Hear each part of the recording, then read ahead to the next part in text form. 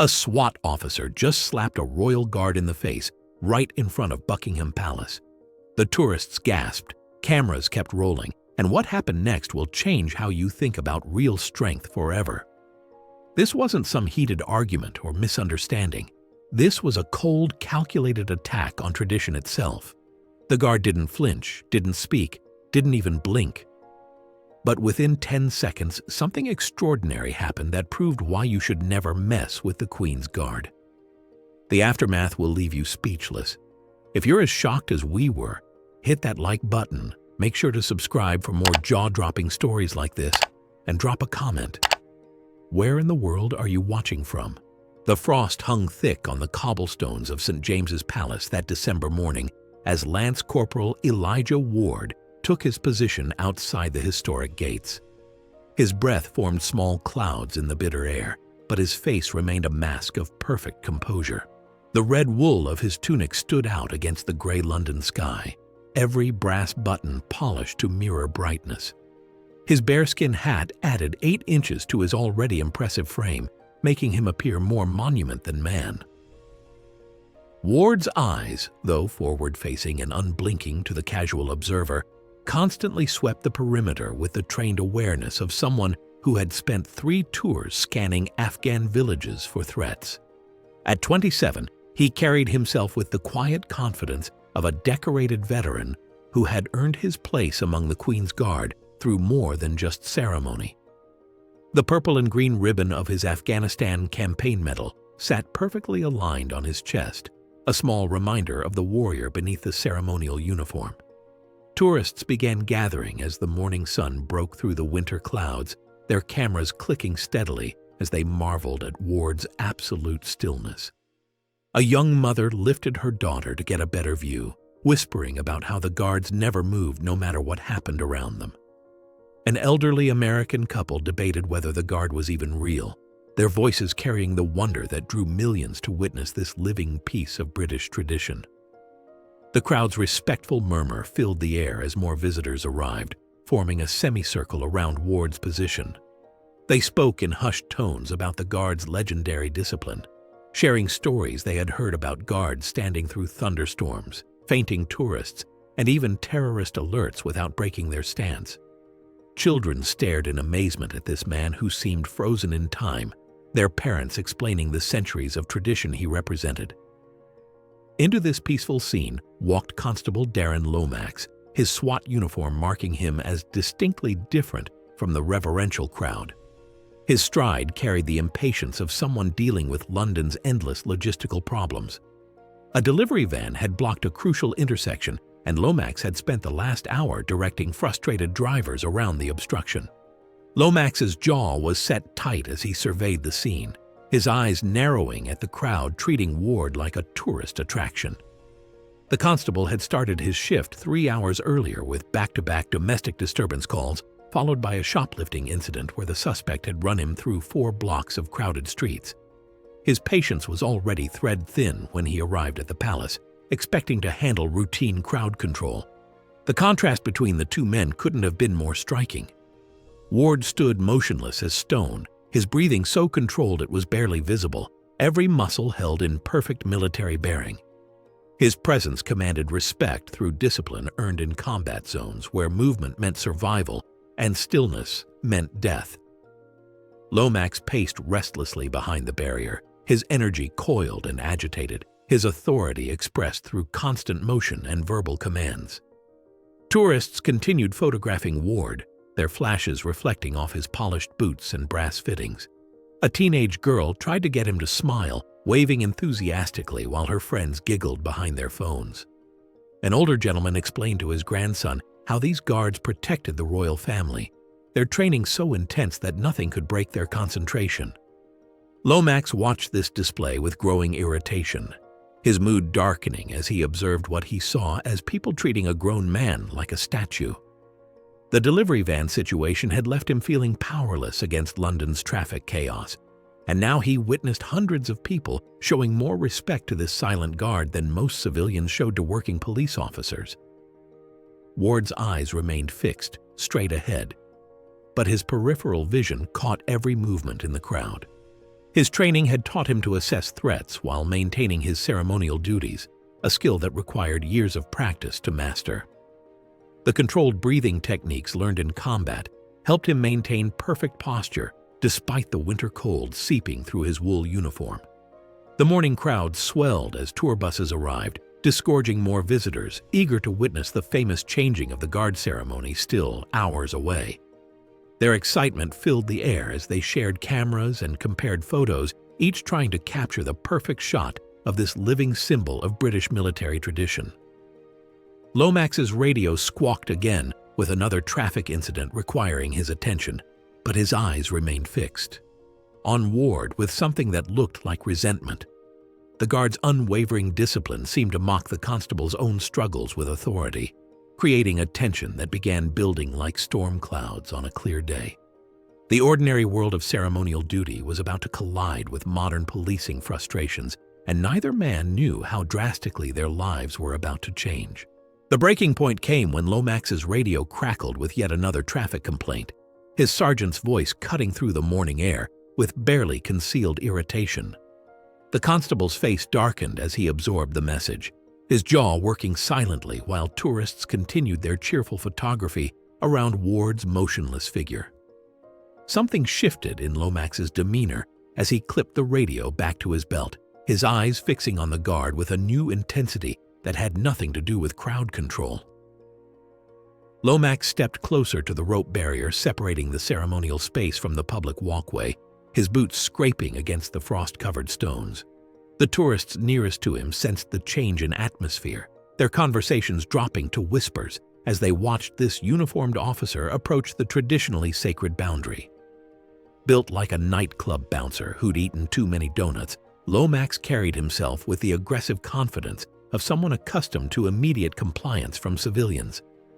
His voice rang out across the morning quiet, sharp and commanding, in a way that made several tourists step back instinctively. "Right then, you need to move along from this position," Lomax announced, his words carrying the expectation of instant obedience that worked on traffic violators and petty criminals. The crowd turned to stare, their cameras now capturing something they had never expected to witness at the palace gates. Ward remained absolutely motionless, his gaze fixed straight ahead, as if Lomax simply didn't exist. The guard's breathing continued in the same controlled rhythm he had maintained for the past 2 hours, his posture unchanged despite the direct challenge to his authority. His training had prepared him for distractions, hecklers, and even physical threats, but the response was always the same: complete and total stillness. The tourists exchanged uncomfortable glances as Lomax waited for acknowledgement that never came. A middle-aged woman whispered to her husband, "He's not allowed to move, is he?"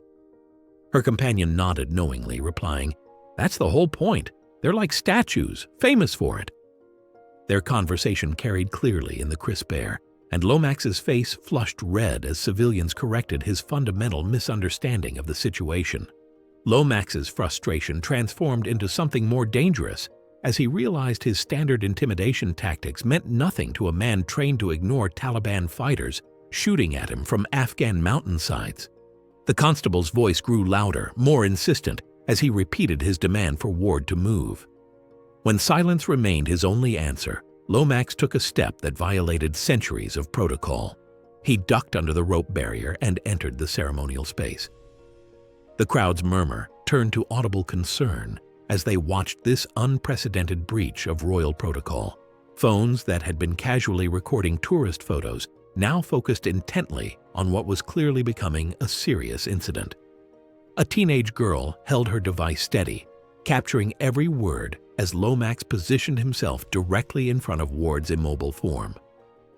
Ward's peripheral vision registered Lomax's approach, but his expression remained carved from stone. 3 tours in Afghanistan had taught him that showing reaction to provocation only invited more aggression. His muscles remained locked in perfect military bearing, even as the constable moved close enough that Ward could smell the coffee on his breath. Lomax's voice dropped to a more personal register, his tone shifting from official command to something uglier. "What's the matter? Battery died in your costume. he asked, his words drawing uncomfortable chuckles from a few tourists who immediately regretted their response. The joke fell flat in the morning air, highlighting how inappropriate this entire confrontation had become. The constable's internal struggle played out across his face as he confronted something his police training had never prepared him for: complete indifference to his authority. Every interaction in his career had involved some form of acknowledgement, whether compliance or defiance, but Ward offered neither. This absolute dismissal struck at the core of Lomax's professional identity. A father in the crowd stepped forward, his voice carrying parental authority as he addressed the increasingly agitated officer. "Officer, he's just doing his job," the man said, his tone respectful but firm. The intervention from a civilian only deepened Lomax's humiliation as he realized the entire crowd was witnessing his failure to command respect from a silent guard. Lomax's face contorted with anger as he registered the phones recording his professional breakdown. The teenage girl's camera captured every detail of his growing rage, documenting what would soon become evidence of a catastrophic failure of judgment. His breathing quickened as ego and frustration began overriding years of SWAT training. The constable's hands clenched into fists as he stared at Ward's impassive face, searching for any crack in the guard's composure. Finding none, something snapped in Lomax's mind. The rational part of his brain that understood consequences and protocol shut down, replaced by pure wounded pride demanding satisfaction. Ward continued his vigil, unaware that his perfect discipline was about to be tested in a way no ceremonial training had ever anticipated. The moment hung suspended in the frozen December air like a photograph waiting to be developed. Lomax's right hand drew back slowly, his face twisted with rage as tourists continued clicking their cameras, unaware they were about to capture something that would violate centuries of British military tradition. Ward remained motionless in his perfect ceremonial stance, his eyes fixed straight ahead even as the constable's palm prepared to strike. The crowd sensed something terrible approaching, their cheerful chatter dying to whispers as phones turned toward the unfolding confrontation. The crack of Lomax's palm against Ward's cheek shattered the morning quiet like a gunshot echoing off the palace walls. The sound carried across the stone courtyard with such sharp finality that pigeons scattered from nearby ledges, their wings beating frantically against the sudden violence. Ward's head moved slightly with the impact before returning to its original position, his expression remaining unchanged as if the blow had been nothing more than a gust of winter wind. The teenage girl's phone captured every detail as Ward absorbed the assault without flinching, blinking, or breaking his military bearing. His bearskin hat remained perfectly positioned, his brass buttons still gleaming in the pale sunlight, his posture as rigid as the moment before impact. The guard's breathing continued in the same controlled rhythm, his chest rising and falling with mechanical precision despite the stinging pain radiating across his cheek. The crowd's collective gasp erupted into something louder and angrier as the reality of what they had witnessed sank in. A woman near the front barrier cried out, "Oh my God!" her voice cutting through the shocked silence that followed the slap. Other voices joined hers immediately, tourists shouting, "You can't do that!" as their casual morning sightseeing transformed into something far more serious and disturbing. Children in the crowd began crying, their young minds unable to process why someone would hurt the silent soldier they had been admiring moments before. A mother pulled her daughter closer, her voice trembling with indignation as she said, "Some people don't understand respect." The words carried clearly across the courtyard, serving as both comfort to her child and condemnation of Lomax's actions. Lomax's voice became shaky as he realized what he had done, his earlier confidence evaporating under the weight of dozens of horrified stares. The tourists looked at him like he had just kicked a dog or knocked an ice cream out of a child's hand, their expressions shifting from confusion to disgust in the span of seconds. Phones that had been recording the guard's discipline now focused on documenting the constable's complete loss of professional control. An elderly gentleman stepped forward from the crowd, his walking stick tapping against the cobblestones as he pointed an accusing finger at Lomax. "That man is serving his country," he declared, his voice carrying the authority of someone who had likely witnessed the Blitz as a child. "You should be ashamed of yourself." The words hung in the air like a judgment, supported by murmurs of agreement from the gathered tourists. Ward's silence became more powerful than any retaliation could have been, his unwavering composure transforming him into a living symbol of unbreakable discipline. The red mark on his cheek stood out against his pale skin, but his eyes remained fixed straight ahead, refusing to acknowledge either the assault or the growing chaos around him. His perfect stillness in the face of unprovoked aggression demonstrated a strength that transcended anything physical force could achieve. The crowd's anger continued building as more voices joined the chorus of condemnation. An American tourist pulled out his phone to dial emergency services, his Midwestern accent carrying clearly as he reported an assault on a British soldier. A French family began speaking rapidly among themselves, their outraged tones needing no translation as they gestured toward the red mark on Ward's face. Lomax backed away slightly, his face pale as he began to comprehend the magnitude of his mistake. The tourists surrounding him no longer saw a SWAT officer maintaining order, but a bully who had attacked someone unable to defend himself. Their cameras continued recording, capturing every moment of his growing panic as the reality of consequences began setting in. The assault on tradition itself had created something unprecedented in the palace grounds, transforming casual observers into active witnesses demanding justice. Ward's continued silence and perfect military bearing made him appear more monument than man, his discipline elevated to something almost sacred by the violence he had endured without response. What happened next would prove that attacking one Queen's Guard meant facing them all, as centuries of military brotherhood prepared to respond to this unprecedented violation of everything they represented. 10 seconds. That's all it took for the palace grounds to transform from a tourist attraction into a military operation that would leave everyone speechless. As the echo of Lomax's slap faded into the winter air, something extraordinary began unfolding around Ward's motionless figure. The tourists, still processing what they had witnessed, found themselves about to see something even more remarkable. 9 seconds. The eastern archway erupted with movement as 4 guards in full ceremonial dress appeared in perfect formation, their rifles held at the slope position with mechanical precision. Their red uniforms blazed against the gray stone walls as they moved with the measured, precise cadence of soldiers moving with purpose. These weren't actors or performers.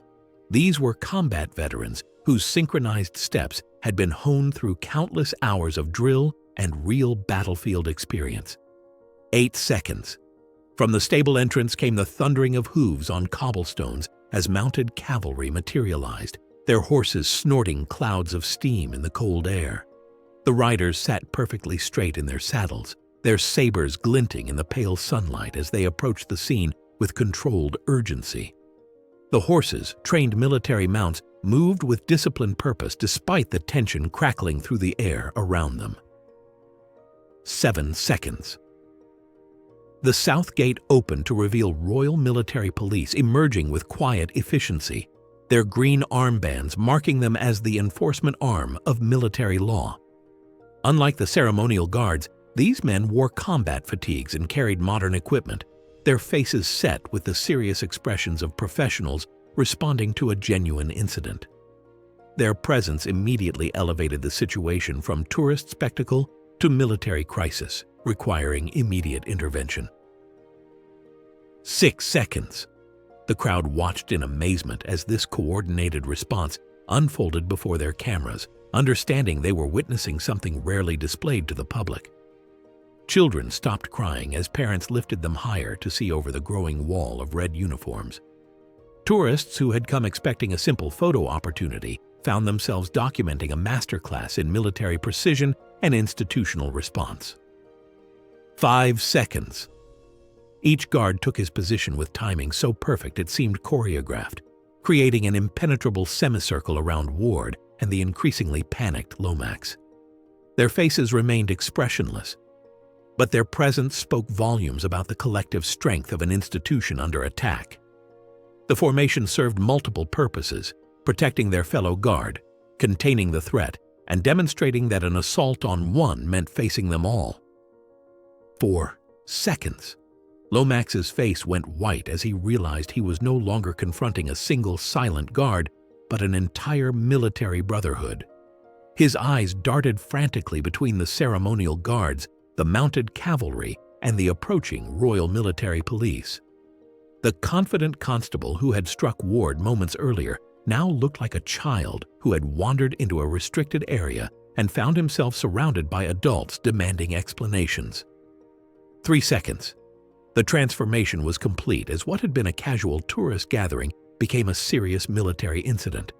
The guards' rifles gleamed in the morning light, their bayonets fixed and ready. The mounted cavalry positioned their horses to block potential escape routes while maintaining perfect formation. The Royal Military Police moved with the quiet confidence of professionals who had trained for exactly this type of unprecedented situation. 2 seconds. Corporal Dean Massey of the Royal Military Police approached Lomax with calm authority, his boots clicking against the cobblestones as he prepared to take control of the situation. His measured steps and focused expression indicated that the military chain of command was now engaged, transforming this from a simple assault into an attack on British military tradition itself. The tourists watched in silence as institutional authority prepared to confront individual aggression. 1 second. The wall of red uniforms stood motionless around Ward, their collective discipline creating a barrier more powerful than any physical fortification. Each guard's training had prepared him for this moment when ceremony became reality, when their role as living symbols of British military tradition required them to respond to an unprecedented threat. Their synchronized breathing and perfect posture demonstrated centuries of military evolution focused on protecting their own. 0. The 10-second response was complete, proving that the Royal Guard's strength had never resided in any individual soldier, but in their unbreakable unity. What Lomax had seen as one isolated target surrounded by gawking tourists had revealed itself as a single component of a vast military machine capable of instant mobilization. The constable now found himself facing not just Ward's unwavering discipline, but the collective might of an institution that had defended the crown through world wars, terrorist attacks, and countless lesser threats. The tourists continued recording as they realized they had witnessed something historic. The moment when attacking one Queen's Guard truly meant facing them all. The coordinated response had taken exactly 10 seconds to demonstrate that individual aggression was powerless against collective strength, setting the stage for command authority to arrive and deliver the consequences Lomax had earned through his catastrophic failure of judgment. Captain Hannah Ree emerged from the palace's eastern entrance with the measured stride of someone accustomed to handling crises that never should have happened. Her approach cut through the tension like a blade, her uniform immaculate despite having been summoned from administrative duties to deal with an unprecedented assault on one of her soldiers. At 34, Ree carried herself with the quiet confidence of an officer who had earned respect through competence rather than rank alone, her presence immediately shifting the dynamic from chaos to controlled military response. Her assessment of the scene took seconds but captured every critical detail. Ward remained at perfect attention despite the red mark across his cheek, his discipline unbroken even after absorbing an unprovoked attack. Lomax stood isolated among the wall of ceremonial guards, his earlier confidence replaced by the pale realization that he faced military authority rather than civilian complaint procedures. The tourists continued recording, their cameras now documenting the arrival of command authority to handle a situation that had spiraled far beyond a simple altercation. Ree's first priority revealed everything about military leadership principles. She approached Ward directly, her voice carrying quiet authority as she addressed him by rank and name. "Lance Corporal Ward, report your status," she stated, her tone professional but concerned. This immediate focus on her soldiers' well-being demonstrated that protecting personnel came before everything else, including the ceremonial duties that had placed Ward in this impossible position. Ward's response came in the clipped military style that conveyed maximum information with minimum words. His report confirmed physical capability to continue duties while acknowledging the assault without breaking his ceremonial composure. Ree's follow-up questions about injuries and fitness for duty showed the thorough assessment required when a soldier under her command had been attacked while unable to defend himself. The arrival of senior officials elevated the incident from simple assault to an attack on British military tradition itself. The black Mercedes with official plates pulled up to the palace gates, its occupants including a senior aide from the royal household, whose presence signaled that this violation had reached the highest levels of concern. These weren't bureaucrats responding to paperwork, but guardians of institutions that had survived world wars and terrorist attacks. Ree's handling of Lomax demonstrated the stark difference between real authority and its counterfeit. While the constable stammered justifications and excuses, the captain maintained professional calm that made his desperation appear even more pathetic. Her measured responses contrasted sharply with his agitated defensive behavior, revealing how genuine leadership operates through controlled response rather than reactive emotion. Corporal Dean Massey of the Royal Military Police moved forward under Ree's direction, his approach carrying the weight of military law enforcement. "Constable, I need you to step away from the guard and place your hands where I can see them," he stated, his voice leaving no room for negotiation.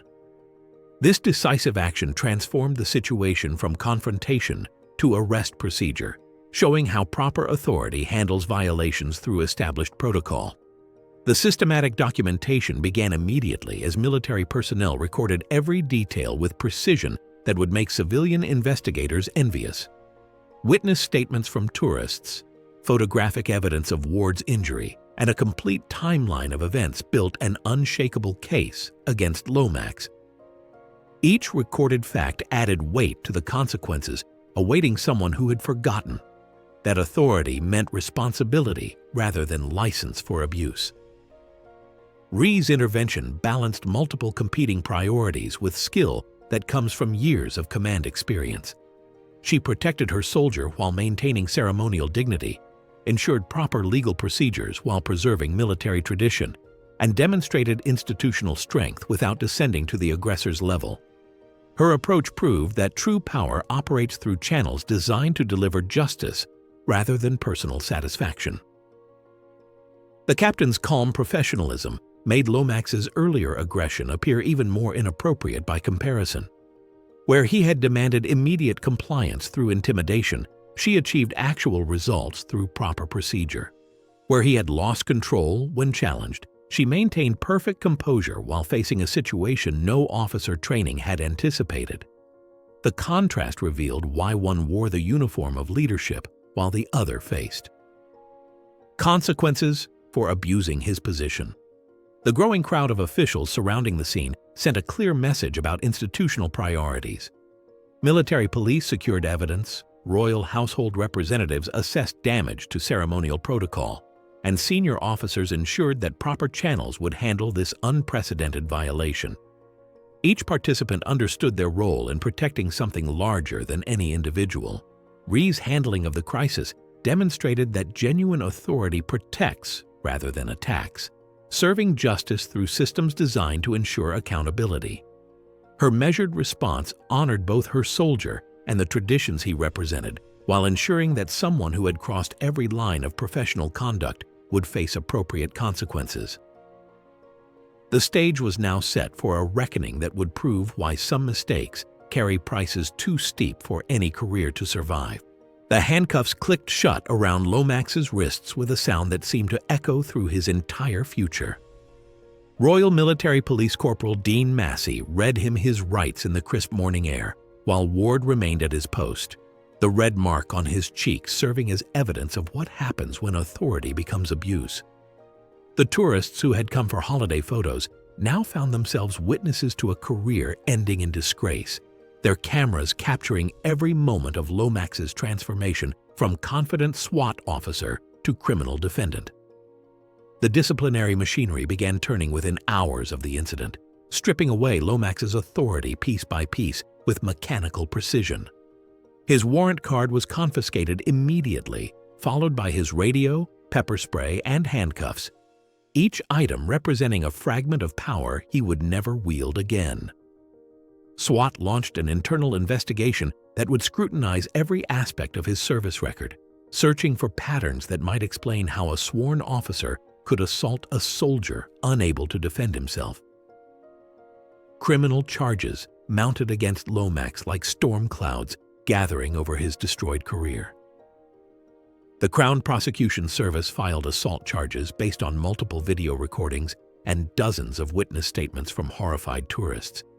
Additional charges followed as investigators discovered that striking a serving soldier during ceremonial duty constituted assault on Crown property, elevating the case beyond simple battery into an attack on the monarchy itself.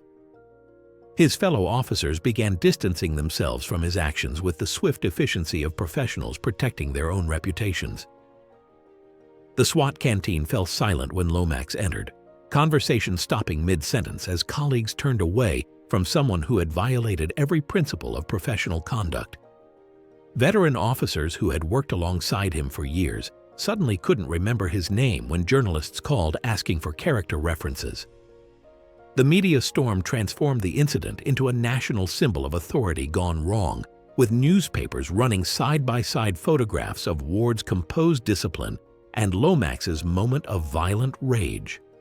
Television news programs dissected the 10-second response that had surrounded the disgraced constable, analyzing how proper military training had contained a threat while maintaining perfect protocol. Editorial writers used the incident to examine broader questions about SWAT behavior and accountability. Ward continued his ceremonial duties throughout the investigation, his presence at the palace gates serving as a living reminder of what real strength looked like.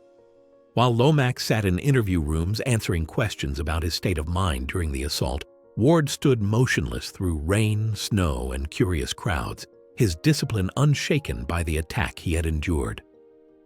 The contrast between their responses revealed everything about character under pressure. The incident became mandatory viewing in SWAT training academies, used as an example of how quickly professional careers could crumble when officers forgot their oath to serve and protect.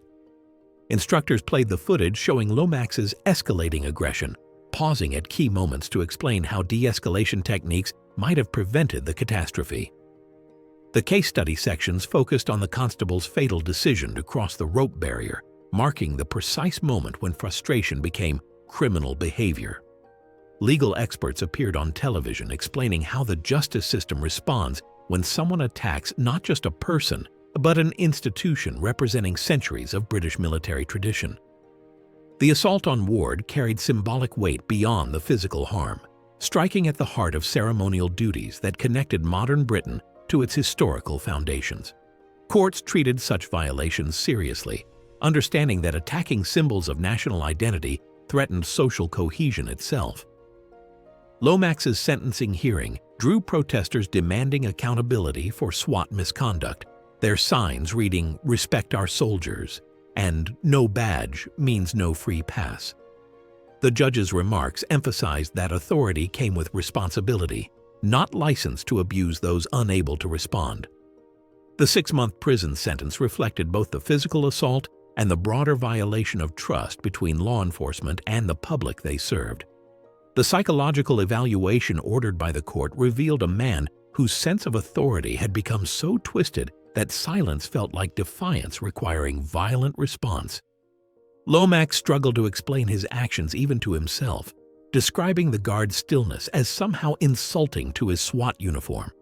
The assessment painted a picture of someone who had forgotten that real power came from earning respect rather than demanding it through force. Employment prospects evaporated for someone whose criminal record included assaulting a decorated veteran during ceremonial duty. Security firms rejected his applications immediately, understanding that hiring someone who had attacked a Queen's Guard would destroy their relationships with government contracts. Even private companies conducting background checks discovered the viral videos of his breakdown, making him unemployable in any position requiring public trust.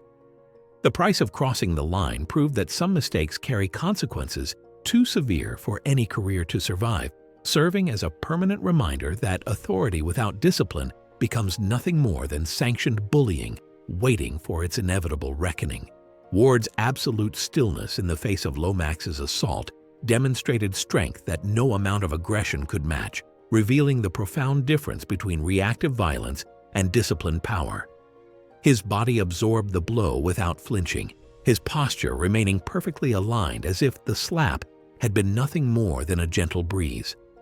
The red mark on his cheek served as evidence of the attack, but his unwavering composure transformed what should have been a moment of humiliation into a display of unbreakable character that left witnesses speechless. The contrast between these two definitions of power couldn't have been starker as the morning unfolded before the palace gates. Lomax's violent assertion represented the most primitive form of dominance, fueled by frustration and the desperate need to feel superior to someone who wouldn't acknowledge his authority. His aggression revealed weakness, masquerading as strength, exposing a man who had forgotten that real power comes from earning respect rather than demanding it through force. Ward's disciplined restraint, however, showcased a deeper understanding of what true strength actually meant. His silence spoke volumes about the warrior beneath the ceremonial uniform, someone who had learned through 3 tours in Afghanistan that survival often depended on choosing battles wisely. Those combat experiences had taught him that true warriors don't fight every provocation, but instead select their moments with strategic precision, understanding that sometimes the greatest victory comes from refusing to engage. His 3 combat tours had prepared Ward for exactly this moment, though he never could have anticipated facing such a test while performing ceremonial duties. The mountains of Afghanistan had taught him that staying alive required the ability to remain calm under extreme pressure, to think clearly when chaos erupted around him. Those lessons translated perfectly to this unprecedented situation, where reacting to provocation would have violated everything his uniform represented. Ward's silence became more powerful than any retaliation could have been, transforming him into a living symbol of what unbreakable character looked like under pressure. His refusal to acknowledge the assault, to give Lomax the satisfaction of a response, elevated him in the eyes of every witness present. The tourists who had come expecting to see a ceremonial guard instead witnessed something far more profound, a masterclass in maintaining dignity when faced with unprovoked aggression. The deeper lesson emerging from Ward's response revealed that self-control represents the highest form of strength, requiring more courage than striking back ever could. Anyone can throw a punch when angry, but it takes extraordinary discipline to absorb an attack while maintaining perfect composure. His restraint demonstrated mastery over his own impulses, proving that the greatest battles are often fought and won inside one's own mind. The crowd's support rallied around dignity rather than aggression, showing what people truly respect when confronted with clear moral choices. Their gasps of outrage weren't directed at Ward's lack of response, but at Lomax's violation of basic decency. The tourists instinctively understood that they were witnessing something special in Ward's unwavering discipline, recognizing authentic strength when they saw it displayed with such quiet power. Ward's response honored his uniform, his training, and the centuries of tradition he represented through every second of his motionless vigil. By refusing to break his ceremonial stance, he upheld principles that connected him to generations of guards who had stood their posts through world wars, terrorist threats, and countless lesser provocations. His discipline served as a bridge between past and present, demonstrating that some values transcend individual moments of crisis. The incident became a masterclass in handling provocation with grace under the most extreme pressure imaginable. Ward's ability to remain composed while being physically assaulted in front of dozens of witnesses required a level of self-control that few people could achieve under normal circumstances, let alone during such an unprecedented violation of protocol. His performance under pressure revealed the depth of his character and the effectiveness of his military training. Military experts later analyzed Ward's response as a perfect example of strategic thinking applied to an impossible situation.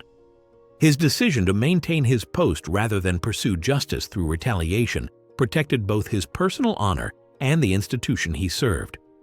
By allowing the system to handle Lomax's violation through proper channels, Ward demonstrated that true warriors understand when not to fight as clearly as they know when action becomes necessary. The true meaning of strength revealed itself through Ward's unwavering discipline, proving that real power lies not in the ability to inflict harm, but in the courage to remain unbroken when facing unprovoked aggression. His response elevated him beyond the role of ceremonial guard into something approaching legend, a living example of what human character can achieve when properly trained and deeply committed to principles larger than personal satisfaction. This extraordinary display of restraint under pressure taught everyone present that authority built on respect and tradition carries far more weight than power enforced through intimidation and violence, setting the stage for understanding how collective unity can triumph over individual aggression. Every time, this confrontation revealed that true authority comes from earning respect rather than demanding it through force, teaching us that the strongest response to aggression is sometimes no response at all. Ward's silence carried more weight than any words could have delivered, his discipline transforming a moment of violence into a lesson about genuine strength. Lance Corporal Ward's unwavering composure and the swift support of his fellow guards proved that collective discipline trumps individual aggression every time. Their 10-second response demonstrated institutional power built on centuries of tradition rather than momentary anger. Remember this lesson when witnessing intimidation. Real strength stands silent, unshaken, and ultimately victorious.